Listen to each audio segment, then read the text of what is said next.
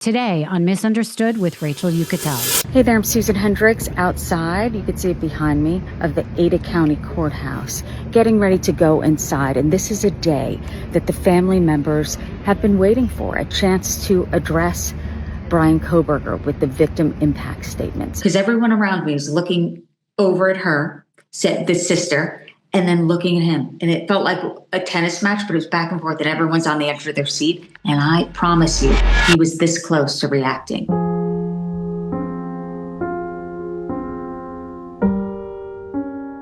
There is a moment in every crime story where the cameras turn off, the media moves on, and the public forgets.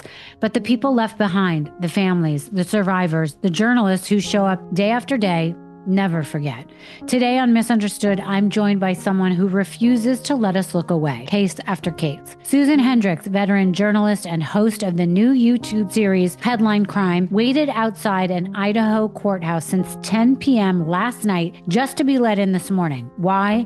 Because what happened inside those courtroom walls today will go down as one of the most haunting, emotional, and unresolved chapters in recent true crime history. Bryan Kohberger, the man who brutally murdered 4 University of Idaho students in 2022, was formally sentenced to 4 consecutive life terms, no death penalty, no chance of appeal, and still no explanation. As families of the victims, Kaylee, Madison, Zaina, and Ethan, delivered heartbreaking victim impact statements alongside one of the surviving roommates who has carried trauma the world can't begin to understand, Kohberger sat there, silent. When asked if he had anything to say, he declined, respectfully.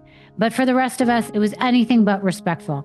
It was another twist of the knife, because the question that haunts every single person connected to this tragedy still remains unanswered. Why? Why them? Why that house? Why that night? Susan was there to witness it all inside the courtroom where the grief, rage, and unanswered questions collided. And today she's here to share what the cameras didn't catch, what the media headlines missed, and why this story can't just end with a sentencing. This isn't about giving a murderer the spotlight. It's about giving the victims and the truth a final word. So let's hear from Susan Hendricks, who just left the courtroom from a hotel in Idaho, and she's joining us a second time, and I'm so thankful. She's a dear friend. I actually was at her wedding years ago, if you can believe it, but I'm so happy she chose us to give her thoughts after being in the courtroom and being so tired. So let's hear our conversation today with my friend, Susan Hendricks. Susan Hendricks, thank you so much for joining me again on Misunderstood, right out from the courthouse. Tell me everything. What was it like? It's so good to be here. And I thought of you today as I was covering this, and being inside the courtroom, it's so different. And victim impact statements, I will say during Delphi when I covered that, the victim impact statements, you hear it all the time. And when you're on the set, you think, okay, that's what's happening next. And they get to say something or write something down. But I've learned, and I got a text from Kelsey today that said, if you're talking to the family members, tell them I feel for them, because it's something, and you know this, if you don't go through it, you really don't understand what they're going through. And Kelsey says, I have a soft spot for siblings. And she was connecting with Kaylee's sister. So watching this, I expected it to be passionate. I knew that Kaylee's father, but I always thought that, okay, there's 4 families that are going through this horrific hell. And how do you align all 4 families, not only in how they're going to mourn, but what they're going to think? It's like, I kind of, in passing, I think about my daughter, like if someone did that to her, would I want to attack them? Or would I want to say, I have nothing to do with you anymore? You can't bring my son or my daughter back. I have a 9-year-old son. What would I do? We never know. And so maybe different families feel differently. Today, Rachel, I felt like everything was aligned. Because you know how there's been stuff in the news about how one family feels this way and the other family feels that way, and what the prosecution wasn't telling the families. But it felt like to me, and this stood out to me, that everyone had a meeting, because the one thing in everyone's victim impact statements, as you could see it, it was live, were different. But the one continuing theme that I thought was poignant was, we're together. You can't rip us apart. It almost happened. Yeah, it almost happened. And even I believe it was Xana's aunt who said, we had some rough spots, of course, because, I try to put myself in their shoes and think like there'd be anger. You didn't do this or you didn't do that. Why was she there? Why was he there? And then, so she said there was anger. We're together. And I felt that with Kaylee's father too. Like, you tried to rip us apart. And that was the theme. I feel like they all met and they all, you could tell, had an alliance together. But I feel like recently they may have all met and said, this is about this guy. Let's make him feel as terrible. Let's do this together. And it was, you're a piece of shit. Sorry if you have to bleep it out. And you didn't take us down. Right. Exactly. So as an outsider, like I got your text and basically I went right on and I was like, oh, I have to watch this. I was in my car listening to the whole thing. Yeah. And as an outsider, I will say, I thought it was crazy that he just sat there with his arms still and he didn't move. I really was like hoping he would move or cry. Was he actually looking at them, all the people that were making the statement? That's a great question because so the line started, and it's so weird being in news for so many years with CNN. And if you're sent to a trial, it was different back then. You're kind of sent to a trial and you get in and you sit where you sit. But now, because which I like, everyone has different channels and you can appeal to different people. And I feel like the courts don't know what to do. They're kind of behind on this. So we lined up at 10. I don't know if you know Joel from Surviving the Survivor. I've been on his show. So I see him. I'm like, oh my gosh, Joel. So it's this weird juxtaposition of like, oh my gosh, good to see you. And we all wait. And it's hours and hours and hours, but it's to get in. Do you want to get in? How much do you want to get in? And then once you get in, it's oh my gosh, there are the families, and there he is. Were you nervous that there wasn't going to be room, or like was everyone? I was, but in the past, and it's different everywhere. In Delphi, Indiana, it was you could be in the pool of media and kind of. Then you're responsible for all of the notes, but then you don't guarantee a spot in. Or you can line up, which we did. I did for 30 days. You can line up. You have to line up around 2:33 a.m. every day. Oh, wow. But if you're first in line, you're first in line. Well, this felt like Lord of the Flies because the court was saying you can't line up on our property. So we went across the street. And then people were saying, well, why am I across the street? And then journalists like Bryan Kohberger, who's amazing, and different journalists are coming in as they should because the court is telling people 4 a.m. is when you show up. Well, everyone else, I got a call that says it's 10 p.m. There are people lining up. So I go out there, it's 10 p.m. I'm like, okay, one day's into the other. So I'm zero sleep. But I'm thinking, okay, so, and Bryan Kohberger is like, hey, it's no big deal if I don't get in. I'm like, you're getting in. So it's a weird kind of Lord of the Flies way that kind of has evolved because no one really knows what to do with all of the new media. And I think they should do because everyone has a voice and everyone can have a voice, but you could have 2 viewers and you could be filled with vitriol and not all there. I think it should be on how many viewers, maybe like back in the day, if you're Anderson Cooper, you can get in. Right. If you have the viewers, you can get it. So but that's also, separate. you have such a history. You are an icon in this like true crime field. So I would think that you could get in anyway. Well, and imagine me, I am an icon. It's like, but I have seen a shift, which is amazing to see play out before me of normal TV news, like what people watch, what was, like that's how now I look back, I think, oh my gosh.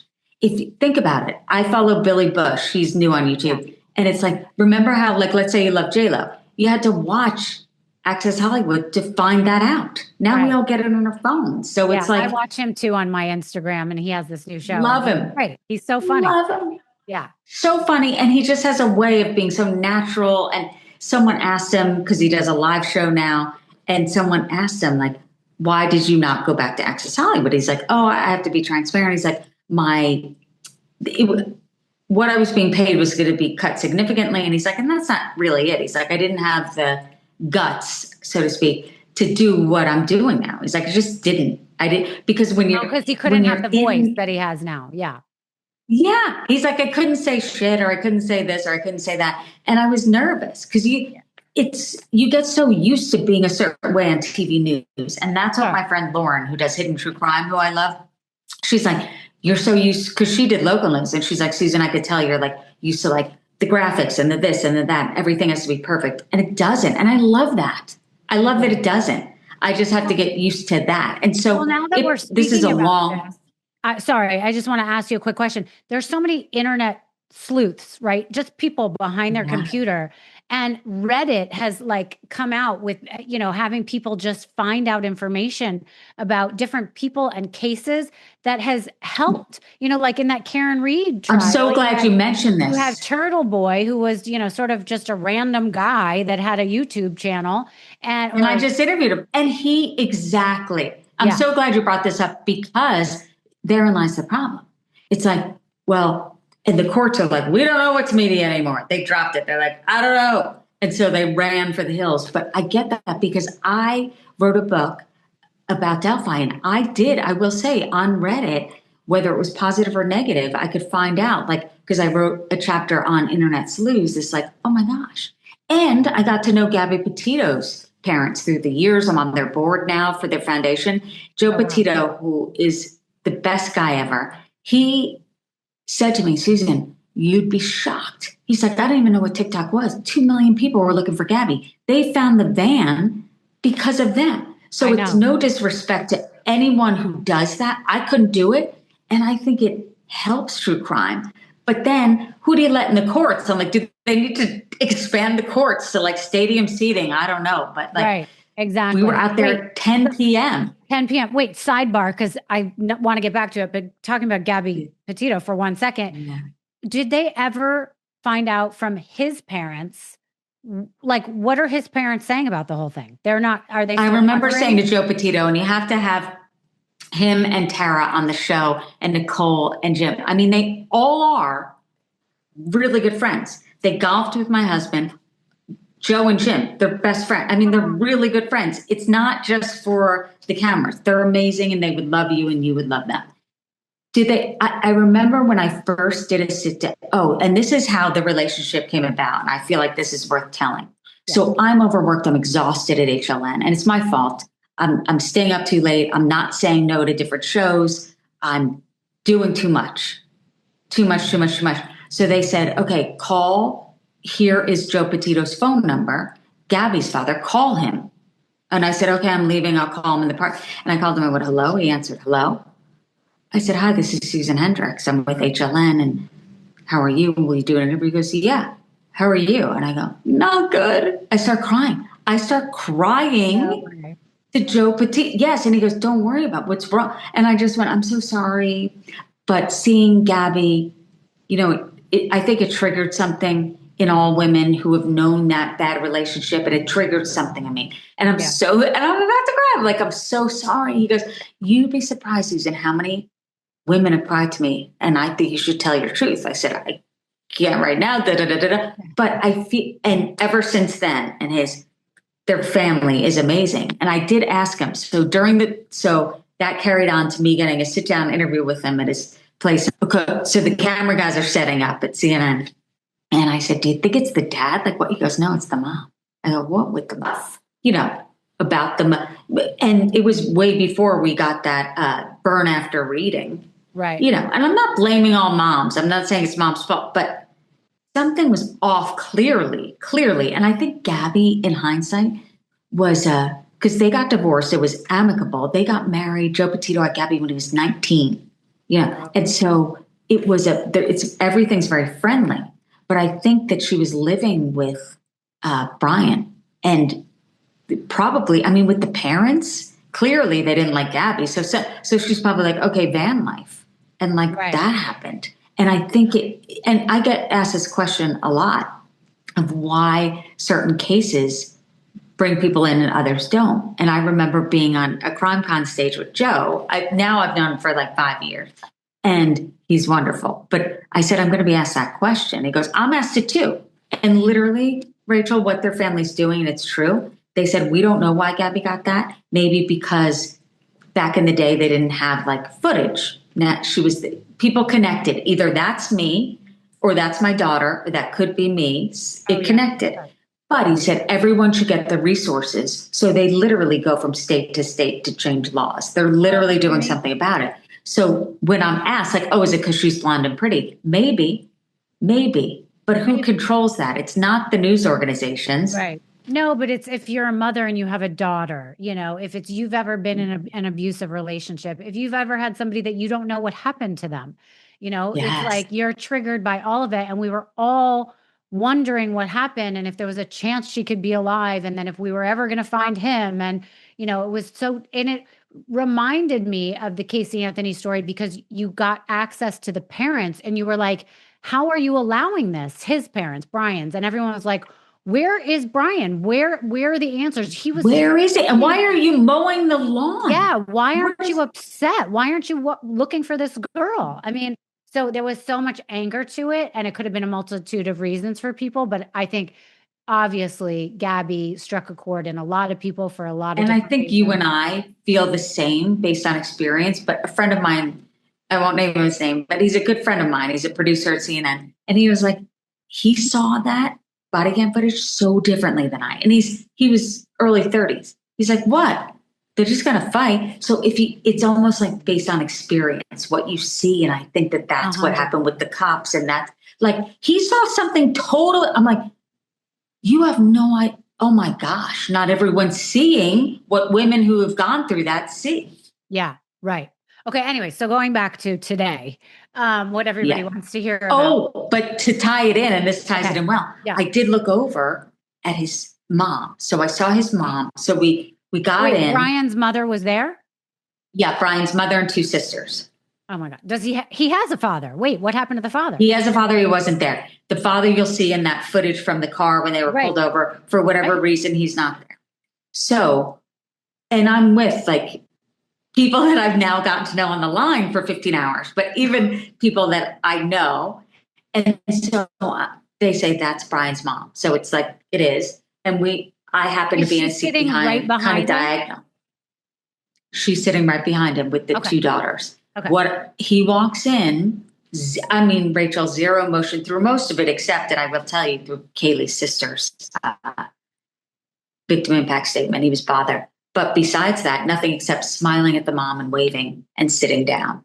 And the mom and the two sisters cried at, it was the surviving roommate. There was one roommate who had someone speak for her. She just couldn't be there. I don't blame her. And this was another one. I think it was Dylan who spoke for herself. And she was just saying, clearly going through PTSD and saying, I'm wondering why it wasn't me. I'm thinking when I'm going to be next. People tell me I'm so strong. I'm not. I don't know how to live day to day.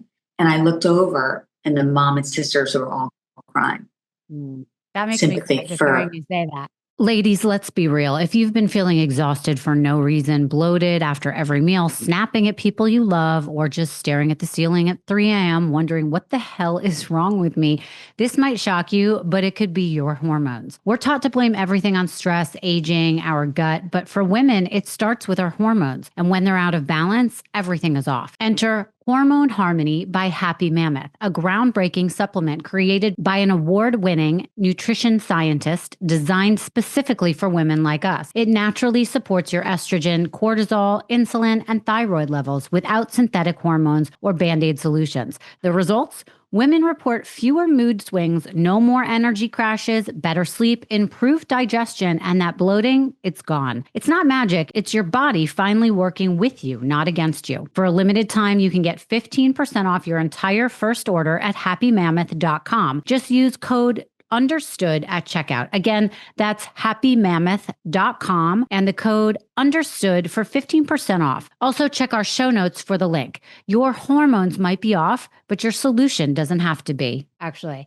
So, and I can't wait for you to tell me about the court, but as the listener, I just want you to know, watching, like I got your text. I was like, oh, let me turn this on. I put it on. I'm in the car. I'm listening. I'm kind of looking at my phone as I'm driving. Yeah. And I see all the angles and it's, the camera, there was 4 angles. The camera was just on him. The camera was on, I guess, the prosecution's lawyers or whatever sitting there where you kind of saw who was standing up, but you not really. And then there was another angle of him and somewhere else. Anyway, I noticed that he didn't move and I thought that was terrible and weird. And I was hoping that he would, because I wanted to see even him brush his hair, move his, like I just wanted him to sit there and be like, anything. Anything. I just wanted anything. I was so disappointed that he didn't speak. And I know he's a sociopath and a narcissist and all these things. I thought he would have spoken. I thought he wanted to be like, let me explain myself. But I heard it analyzed by someone, and I think that may be true. It's that, think of someone who's capable of that. I think, based on nothing but my speculation, that he went in there with Maddie in mind, and he didn't know or didn't think, because maybe he doesn't have the friends, or he wasn't as clearly, he was jealous of what she had, the spirit and what have you, and the roommates. And so he went in not knowing there'd be 3 others. So I think that if you're able to do that, if you're a sociopathic psychopath and able to do that, what I've heard, and I agree, is that maybe he's saving that for when he's in control. He wants to tell a story when he wants to tell it. Oh, I see what you're saying. And I always feel, because knock on wood, I'm not in that position I felt, even with Kaylee's sister, and I know she was kind of placating on how he was on Reddit and asking people things, but what stood out to me was Xana's aunt. And she got up there and she said, I forgive you. And you know how that is. You forgive for yourself because you don't want to rot away. I was listening to that and I wrote it down to ask you about that moment. I forgive you. But she also said this: if you want to talk to anyone, I'll listen. Which said to me, my number. Yeah. She wants answers. Yeah. Right. They all want to know, because they all think, like, what are the last words? And I remember with Jorn Vandersloot and spring break, when she doesn't come home, and you and I both have daughters around the same age. If someone did that, would I want to know her last words? Right. And the mother just wanted answers for all those years and was like, I'll do anything just to get the answer. Anything. I don't even want you in jail. I just want answers.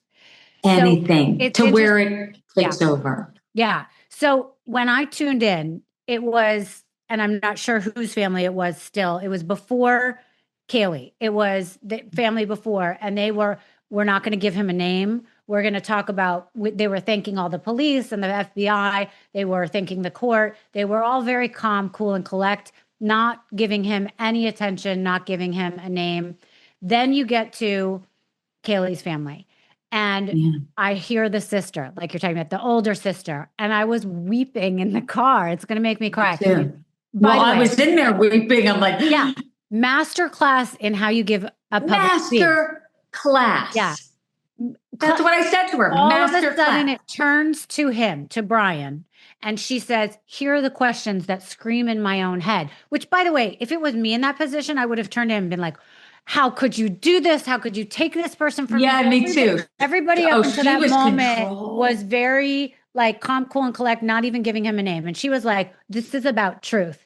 And I want to know the truth. And here are the questions I have for you. Hopefully one day he'll answer them. She was so cool. And then I think it was the mother that came out. Amazing. And by the way, the best statement too was from the little sister who didn't come up there, but the mom spoke for her.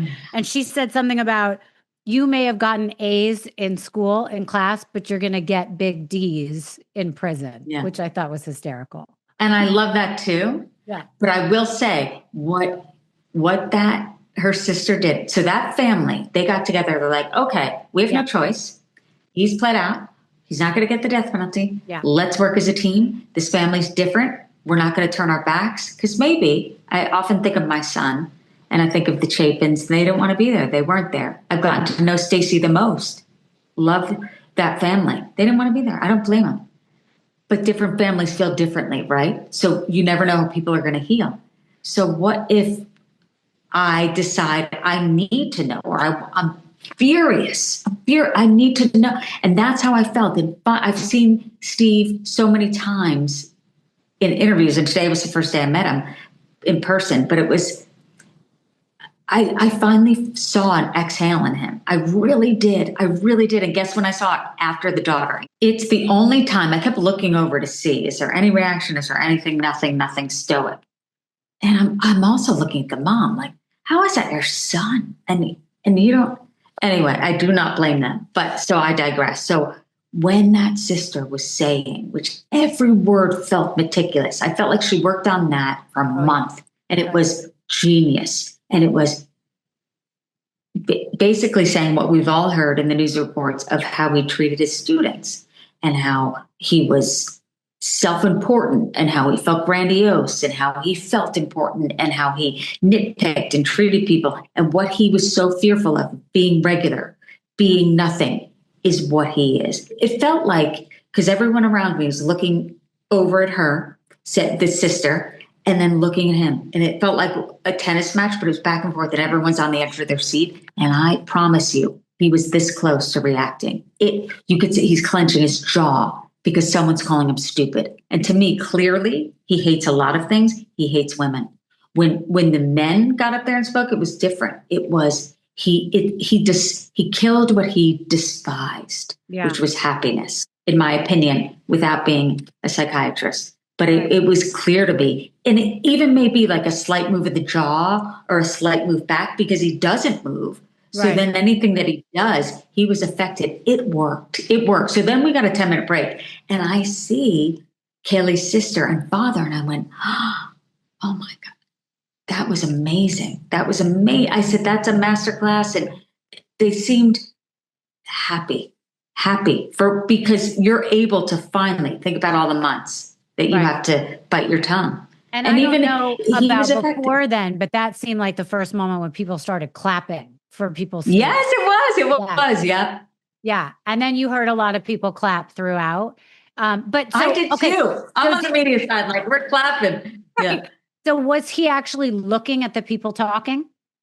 Nothing. I have a feeling like, I looked over at him. I'm like, my son's 9. He was 9 at one point. He must have played with cars, or he must have laughed, or he must have gone to the movies, or what the hell? But whatever he is now, the sociopathic psychopath, he has nailed that. Like with Delphi and Richard Allen, he was like, even if it was fake, looking back at his wife, I'm set. This guy, but did he look straight ahead, or did he ever straight ahead?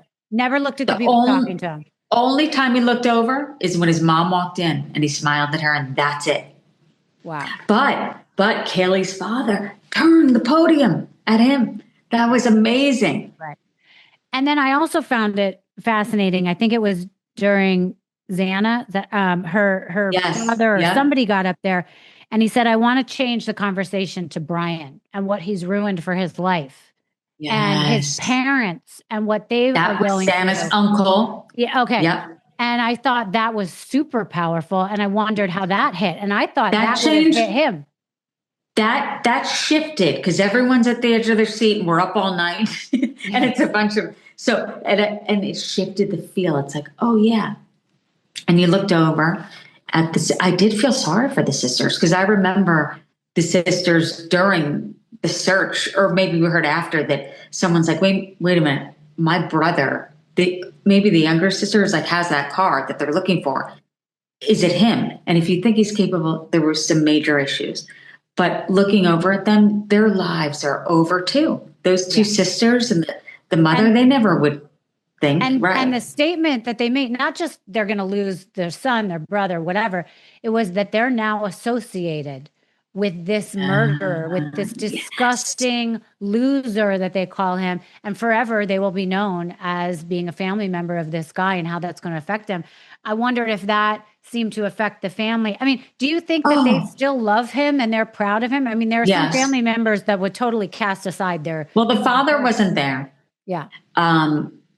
Because a friend of mine from the line, but I met him at Crime Con and he's a newspaper guy and he's awesome. And I just said, that's not the dad. He goes, no, I think it's representation either. There was someone who wasn't making a move. He's an older gentleman. I'm like, that can't be the dad. But then you could tell that they were the sisters and the mother had a hearing aid in and she was very upset during a lot of the victim impact statements, seeing her son just throughout.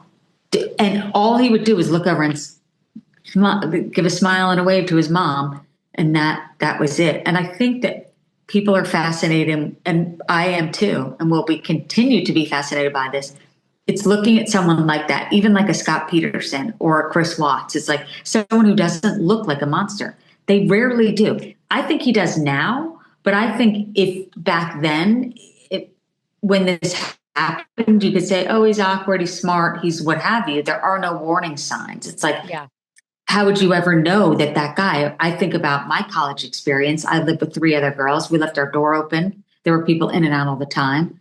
And so that could happen to anyone. And what I feel like was so devastating to me, and I can't pick really one over the other, but who I think needs the most help right now is the surviving roommates. Oh, yeah. Like that. Well, and also, what is confusing me is that I feel like I've been hearing chatter that like people are almost angry with them. Some people. Oh yeah, they were for a long time, and that I don't get it. Added fuel to the fire. And their survivor guilt has got to be terrible.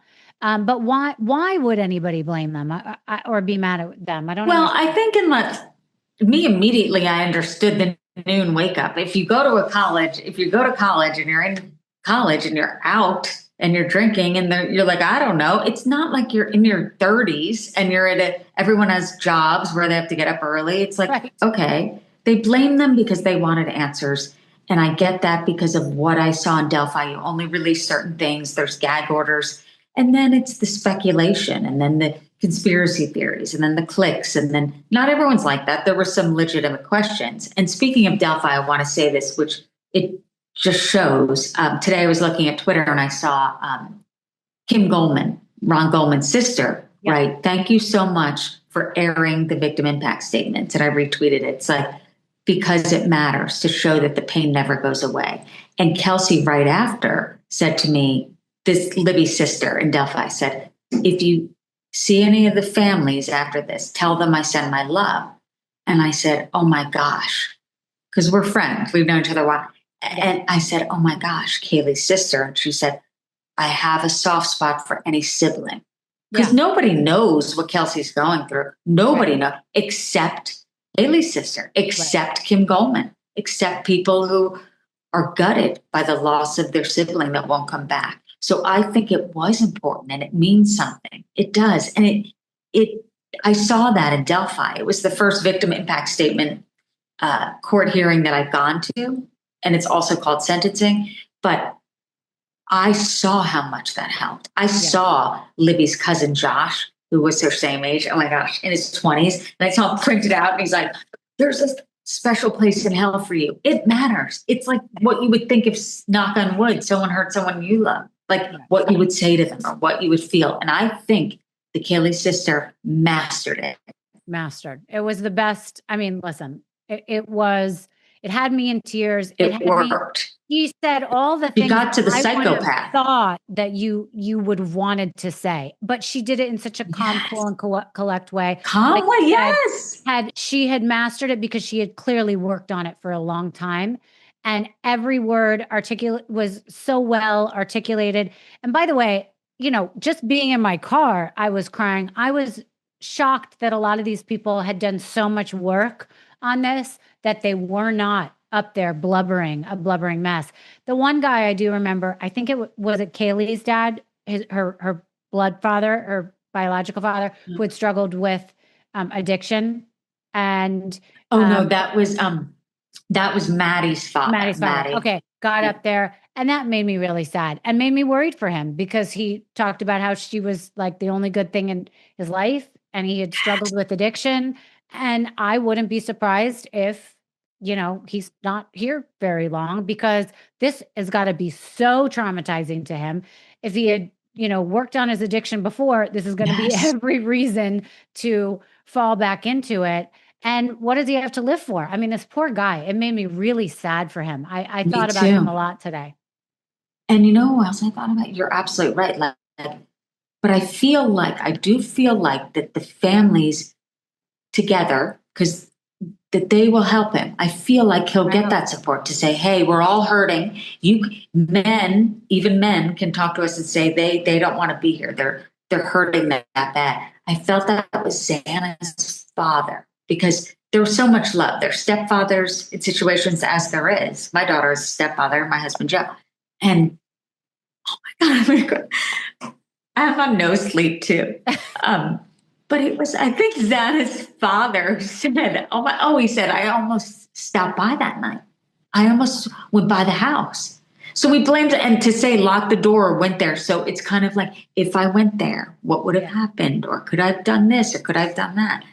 I mean, and I think obviously I would want answers. And I wonder if it's that elaborate or that entailed. Like, was he stalking them? And would that make a difference? Like, let's say he was, I think he clearly despises women and was stalking maybe Maddie, but I don't know for how long. And if we knew it was long, I think the why fills in some blanks that the family members want to know. Like, what were her last words when the sister said that? Right. I'm like, what were Maddie's last words? I hope that one day there is an answer to the why. I hope, I know that a couple of them said, I hope you do not give any platform to this guy to have any answers. I hope he is just destroyed in prison.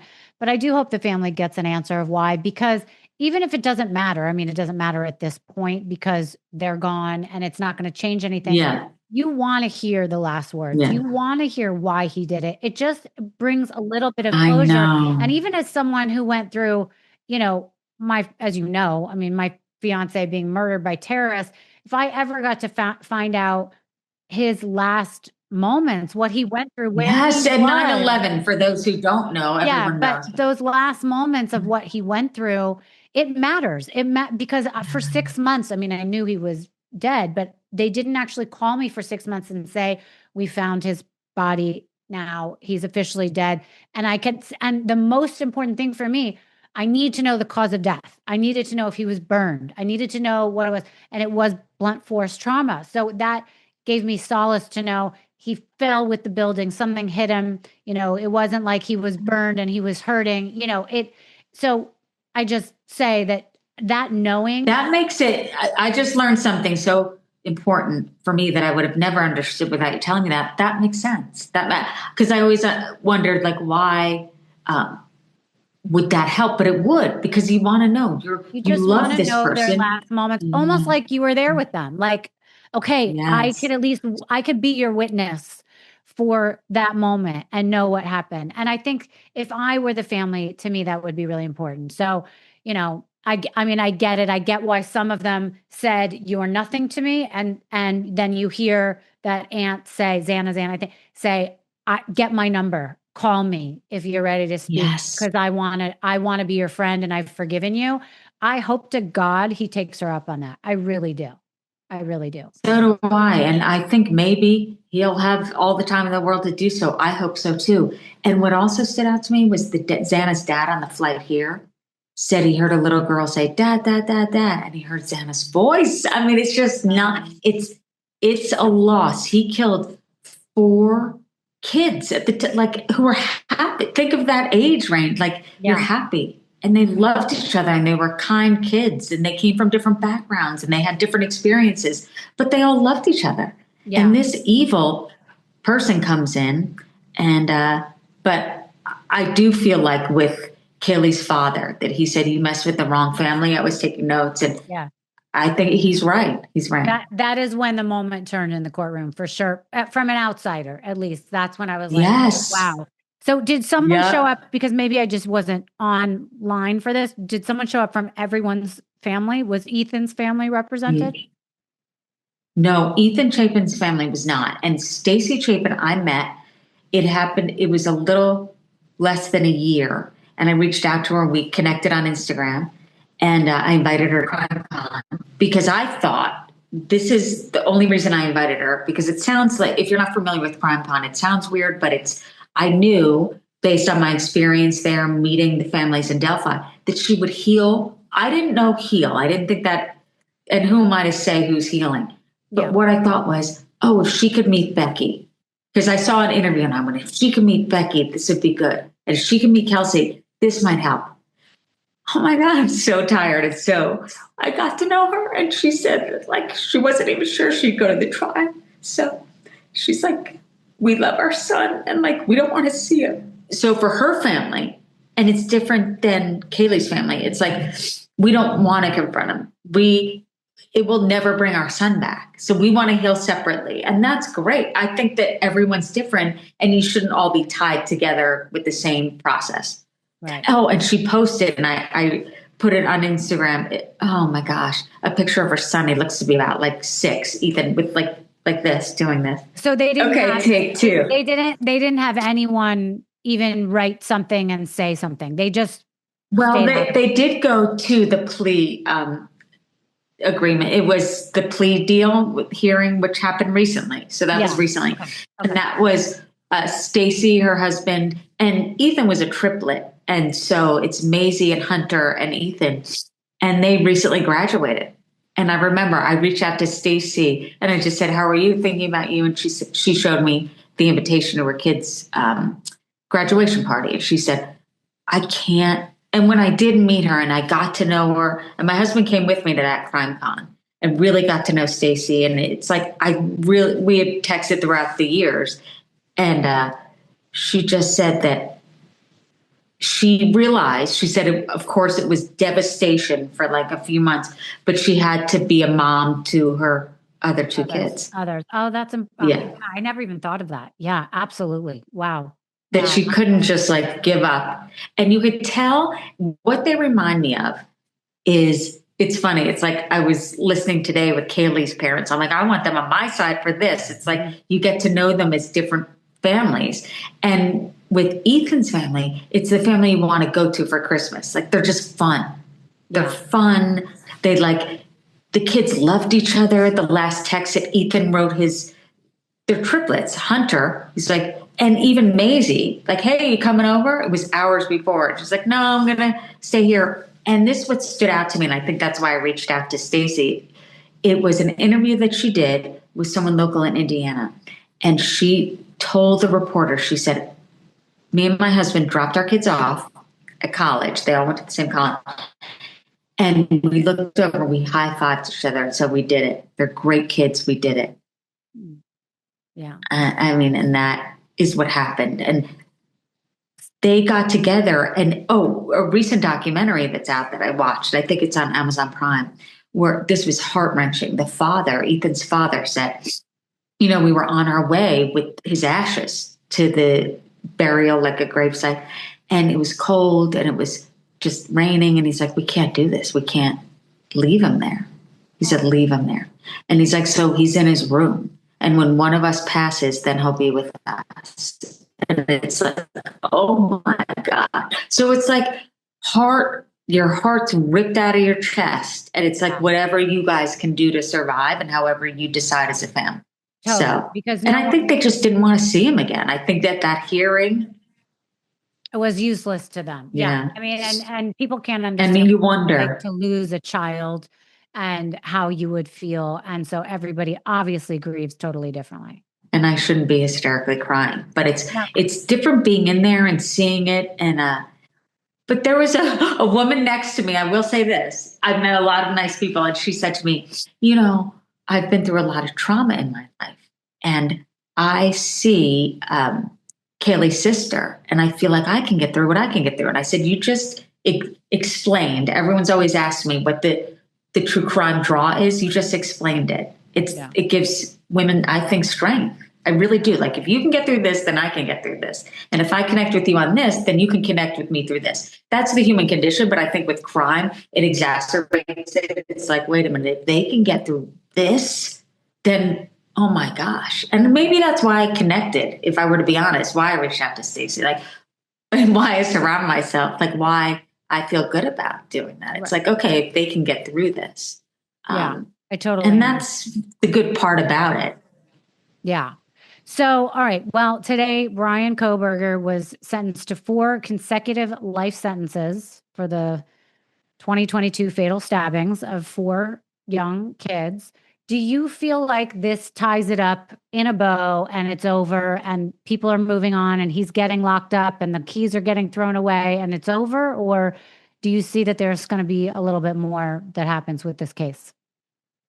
Well, I feel like he's not, and it was weird hearing him talk because he was asked if he would like to say anything, and he said, respectfully, no. I'm like, really?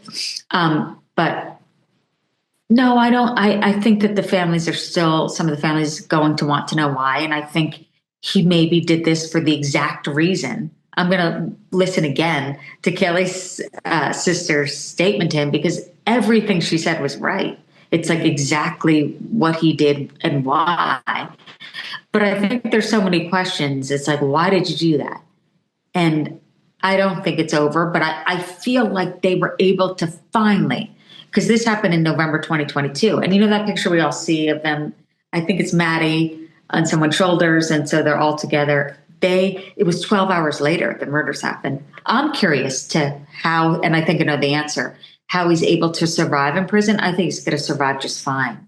I think he's just cold. You see nothing. And I don't even feel like it's fake. There's just nothing there. It's odd. It's odd to see. Well, I guess we will hear what happens. And I guess they said something about how he had 45 days, something like that, in case he wanted to. I guess he waived his right to appeal, but he had 45 days to do something. Yeah. Yeah, because it is by law a constitutional right. And they quote a case law that I can't quote, but it's no matter what, you have the right even to appeal a guilty verdict. I don't see him doing any of that. In fact, I think he adapts well in prison. I think it's almost like the Bundys, who, as long as they get to talk about himself, but he's a little odd. I don't know if I necessarily believe, or maybe I just heard this through the various reports, that he was an incel, because the latest documentary showed he would go up to women and say, like, hey, do you want to go hiking or do you want to go out? I don't feel like he was this, like, and I think that's the fascination. It's like, that's always the question we ask, nature or nurture, and how is this person made? Right. You know, it's like, what happens?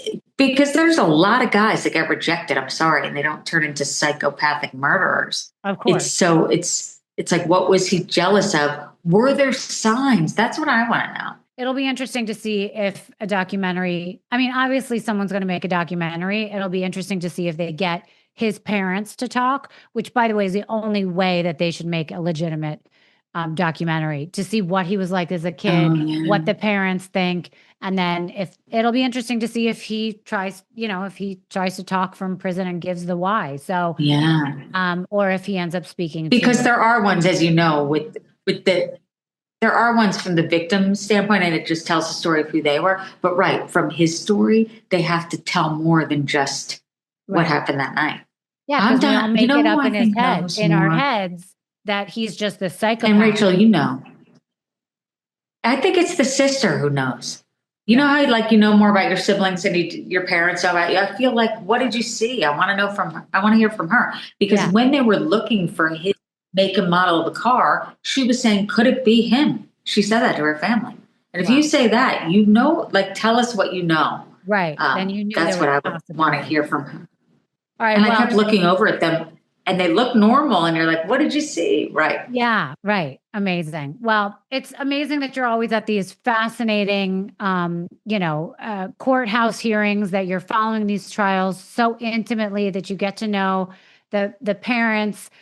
So when are you heading back, and what is your next trial what is your next case? I'm heading back tomorrow. There's no set trial that I'm going to, as of yet, but there are cases. So there is CrimeCon, and that's happening in September, that I'll be at. It's in Colorado this year. And it's a Delphi panel with me to say he was found guilty. And it's more of the crowd in in Colorado, that wants to hear from them, because they followed and helped throughout. Even before I knew the families, they went to By the way, now that case was closed, do you believe it was handled properly, and the person that's in jail is the person? Yes, 110%. Yes.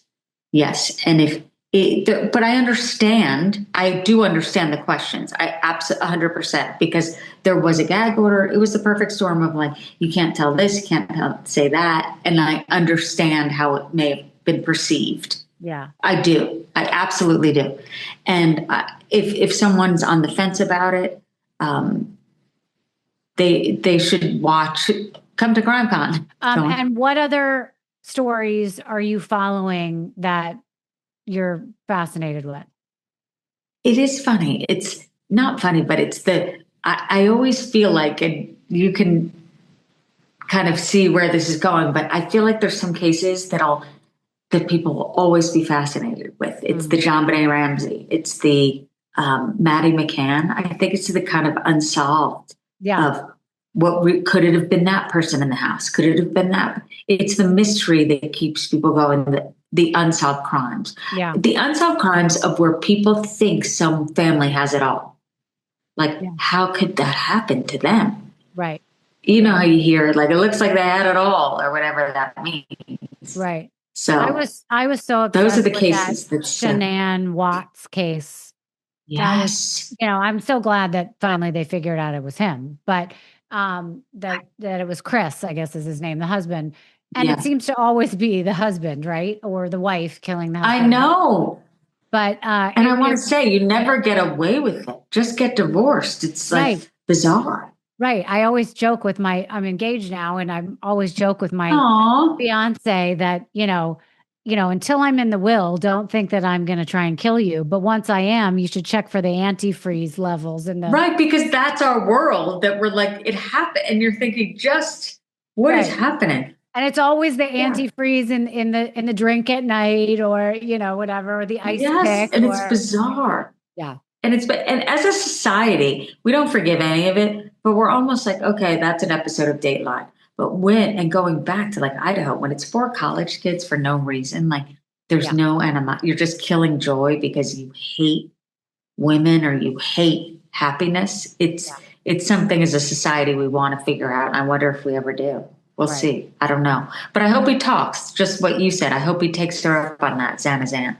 Well, Susan, we always appreciate you being on the show. We always appreciate listening to your takes on everything. You can watch and listen to Susan Hendricks on her new show on YouTube called Headline Crime. Brand new, Headline Crime. Yeah. Yep. And it's out every week.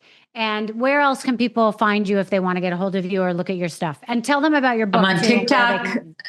I think I mortify my daughter, but I'm on TikTok, Instagram, X, you name it, I'm there. And your book, name the book and where people can get it. Down the Hill, My Descent into the Devil and Murder in Delphi. Amazing. Okay. It's a mouthful, but yeah. And they can get it anywhere they get books. Amazon, everywhere. Okay. Awesome. Yeah. Susan, thank you so much. I'm sure we will have you come on during the next trial. If the Menendez brothers get released, yes, something I'll be there. All over? Yeah. Okay. All right. Well, because I knew them from New Jersey. It's bizarre, but one of them went to high school with my sister in Princeton. So. Oh, no way. I'll be there. All right. So we'll have to have you on for that.